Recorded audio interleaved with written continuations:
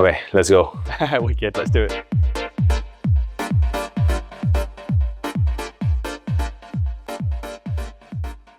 So yeah, Ash, I was wondering, like, how did it start for you? I mean, there wasn't like a specific moment. It was quite organic in the way that it started. I kind of got into collecting records quite early when I was 12, and it was just by chance. I went to a friend's house, and he had a pair of turntables. I was really fascinated with them, and I managed to get my mum to get me like a second-hand pair for my birthday. I think I was 12 or 13. And then it all just kind of became an obsession really quickly. I used to do like a basic kind of paper round job when I was young, and I'd save all that money to basically go to Birmingham every Saturday, and I'd spend the whole day in the record shop. And I instantly was gravitated towards like dance music, but it wasn't like now where it was like specifically put into genres. It was quite, kind of broad. I didn't have a massive amount to kind of spend. But what I would do is spend a lot of time listening. So even though I wouldn't buy a lot of records, I'd be in the store the whole day listening. I like what you say, like it became an obsession. Did you ever doubt about it? Once I'd kind of locked into it, it just became a lifestyle, even though I was still at school.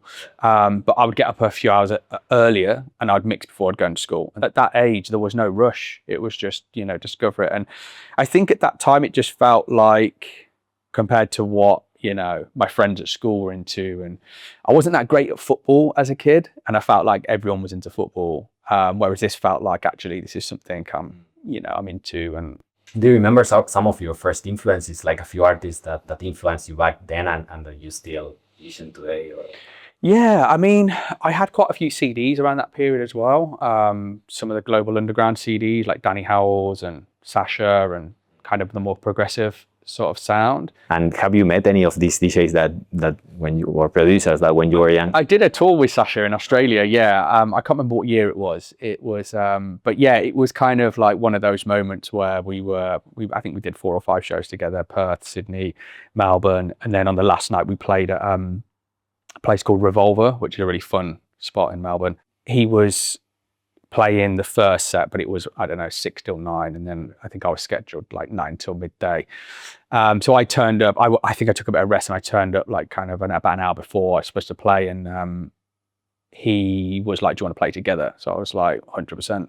Yeah. So that was quite a interesting moment when you fast forward 20 years and you're kind of DJing together with someone that you would listen to on the radio or have a CD. So, and well, speaking like going back to your beginnings, like was there any particular point in which you said, okay, I think that this can be like my shop, let's go that way? Like I think once I'd got obsessed with it, it was like there was no question about it. It was like, this is what I'm doing, like playing records or producing records. And I think when I was about 14, 15, I used to send, because then you didn't really have like you wouldn't like upload a mix to SoundCloud, you'd send CDs out. And there was one agency, I can't remember the name, but I sent them a CD and I kept trying to get the guy in the office, and he wouldn't take the call. And I think he just got that annoyed because I called so many times. He basically said to me, I've listened to it, and he goes, the mix is all right. And it took a long time to put that mix together, because it was, I remember having to burn the CDs, and the computer was, there kept being errors with that. And I remember he basically said to me, like, you're too young to take on the agency, but if you want to be serious about like, playing out, he said, start producing now and start getting into music production. So as soon as I got off the phone, I started, like, that's how I, kind of went into the deeper kind of process of like then producing, and that took me down that path. Do you have any particular like kind of strategy or kind of mindset that you believe that allowed you to grow, and that if you speak today with someone that's starting, you will encourage them to take? I think for me, it was more just discipline, but I think the discipline wasn't like a decision that I need to be disciplined and put the hours in. It was more because I love, and had passion for collecting records and producing. It was what I, wanted to do every single day. But in my 20s, I'd literally get up at 8 and I'd write music until midnight the whole day, every day, because I just wanted to really, excel. I think there was a time for me then to kind of put in that that sort of work rate and those sort of hours. Whereas nowadays we have so many distractions. We can learn a lot very quickly with, just with YouTube on any subject you want. So it's like trying to discipline and be like, right, okay, I need to, sit at the piano for a few hours a day, or I need to be in the DAW. And I think when you're new to any kind of new skill, that first bit is where you actually really need to put the time in. But one thing that really helped me in my early 20s when I was kind of learning my craft was I was sending a lot of music to friends for feedback. Some people maybe get put off by the idea of, showing their work because maybe it's being quite vulnerable, but I think it's actually one of the best things you can do because it's quite raw, just seeing how the person reacts to it, I think for me. But I think feedback is important. I think it's good. And I think that's why DJing is great, because that's instant feedback, and testing out new material and whatnot, you can kind of get that instant feedback, how it translates on the sound system and how people are kind of interacting with it. Do you like when you play live to interact with the audience and look at them, or do you prefer to go with pre-planned sets? Like how do you manage that? Yeah, no, I definitely like to interact. I think it's important to kind of have some interaction with the crowd and make eye contact and smile. And it's kind of different in different environments, but I think it's important for me to definitely interact. I think. What do you prefer, like warm-ups? Do you prefer peak time, or you prefer after hours? Warm-ups are great. I mean, for me as a DJ, warming up was a big part of learning, how to kind of put sets together and kind of selecting certain records. When we used to do the Sunday parties in Birmingham, we had everyone from like Seth Troxler, Jamie Jones, Zip. I would do a lot of regular warm-ups of 2 to 3 hours. And I think it was just really important setting the mood and the tone.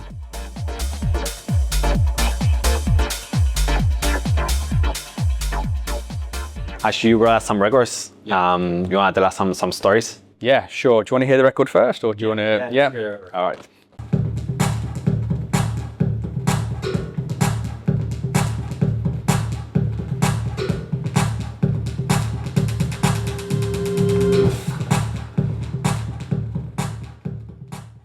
So this is actually one of my records, but it was a record that I made, I think when I was 19 or 20. It was quite a dark record, but I don't know how Matt Tolfrey got it, but he basically wanted to take a few tracks, but he came up with this idea that he didn't want to put them on Left Room, which was his label. He wanted to do this as a kind of unknown release to build a bit of hype. So I kind of went with it, and I was up for the idea. I remember Richie Houghton was playing at Mint Club in Leeds, and I said to Matt, maybe we should go up and, give him a record and, have a bit of a night out. And he was like, yeah, I'm already going. So I'll meet you up there. The place was packed. It was fully going off in there. And then halfway through the set, I heard the track, and I clocked Matt clock it as I clocked it. And I was like, how did he get it? I was like, did you send it him? And he was like, no. I waited till the end of the night till he finished playing. And because Matt knew the owners of Mint Club, we kind of stayed in after when they were kind of everyone had cleared out. And I managed to chat to Richie, and I was like, I actually brought the record for you on vinyl. But how did you get it? Because you obviously played it. And he didn't really know. He said someone gave it him in Miami. So I was just, at the time I was 20, and it was kind of one of the first records that I'd put out. And it was just, just always kind of a moment that I remember in the kind of earlier stages of when I first started releasing music. So, yeah. So this is a record that is from a kind of similar period, Pepe Braddock. A lot of people might know this record. I remember when we were doing the parties in Birmingham that I spoke about earlier, we used to do the parties 12 till 12, then we would do till 6, 7 a.m, and then we'd go back onto the courtyard, but then it was just friends, about 100 of us, kind of like a lock-in. And Tristan da Cunha was a resident as well. This was poking out his record bag, and I said, what's that? That looks really kind of interesting. And then he put it on, and then obviously I was like, oh my God.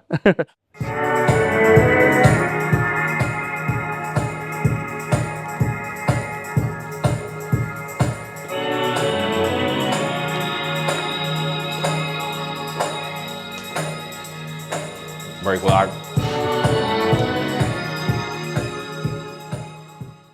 The last one is a more recent record.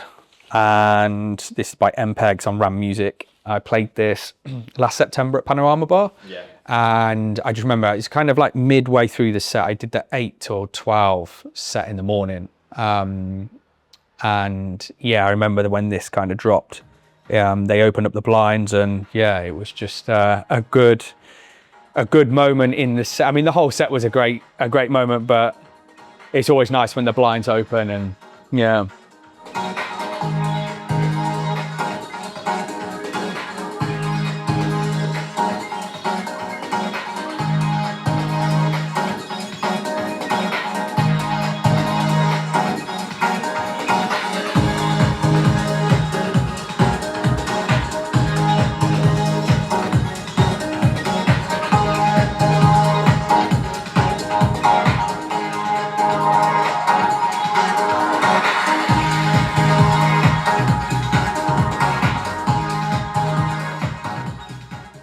Is there like one shift in club culture from that moment that today that you believe is like really positive about this whole scene?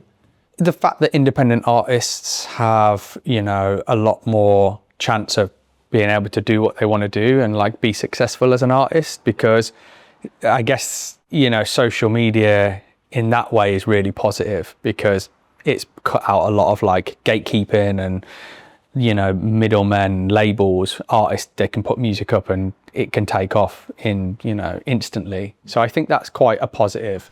And on the flip side, like some trends that you see that are not great? I think trends, maybe, again, it's connected to social media, but I think there's an element of perfectionism. I think from when I started collecting, listening to music in the late 90s, you would listen to a DJ or a mix, and the record might go out for a little bit and drift and then come back in, and that was part of the art, and I really enjoyed that, especially watching it all kind of unfold. Whereas now you'll see people, commenting on YouTube mixes where that might happen, and people are like, that went out and whatnot. And I think maybe it's the same, not the same, but in music production as well, like some of the best records that were maybe made in, the 90s or before that, or even now, sometimes what makes them stand out is that they might be a bit raw. There might be a sound that's like, a bit out of balance, or the mix is not perfect. So I think for me, like perfectionism, I think in kind of creating can be a bit counterproductive sometimes. I think sometimes you just want it to be a bit more free flowing, happy accidents, and and sometimes that's the beauty, that's the charm when listening to a DJ or when listening to a record. But I think obviously again with social media and everyone wanting to make everything kind of look and sound a certain way, maybe things can be too perfect, too clean, or too overproduced.